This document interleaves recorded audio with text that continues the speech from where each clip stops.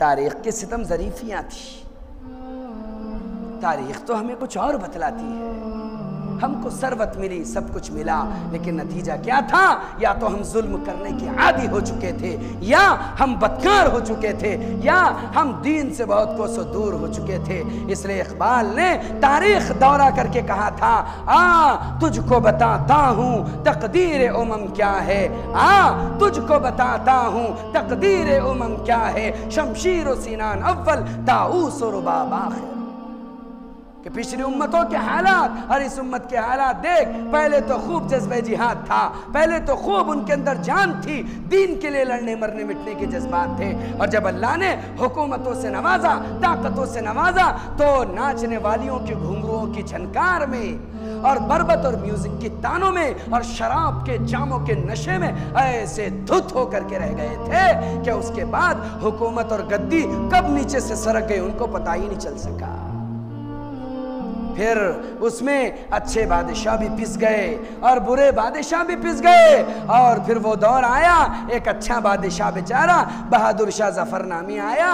لیکن کیا تھا؟ دین کے سانپ جو انگریزوں کے نوکر اور ان کا تھوک چاٹ کر کے زندگی گزارنے والے تھے، ایسے مشورے بیچارے کو دیے کہ بادشاہ کو اپنے ہاتھوں موت اور پھانسی کا پھندا گلے میں ڈالنا پڑا.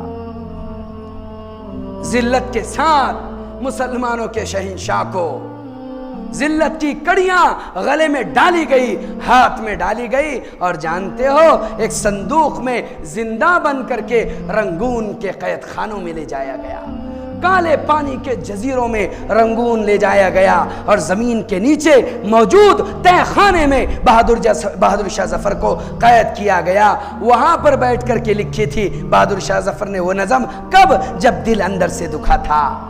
منافقوں کی چال بہت زمانے کے بعد سمجھ میں آئی تھی کہ ہمارے جب اپنے منافق ہو کر کے انگریزوں سے ہاتھ ملا لیتے ہیں تو نتیجہ کیا ہوتا ہے.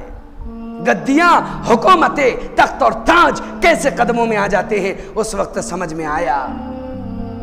اور جب صبح سویرے ہوئی، طاہر اور قاسم دو بچوں کا یہ باپ بادشاہ فجر کی نماز پڑھ کر قید خانے میں بیٹھا. دو انگریز آئے اور آ کر کہا، او بادشاہ بہادر شاہ ظفر، تم نے تو ناشتے بہت کیے ہوں گے، آج ہم اپنی طرف سے خوشی میں تمہیں ایسا ناشتہ کرائیں گے کہ اس سے پہلے کبھی نہیں کیا ہوگا. ایک تھال وہاں پر رکھا ہوا تھا.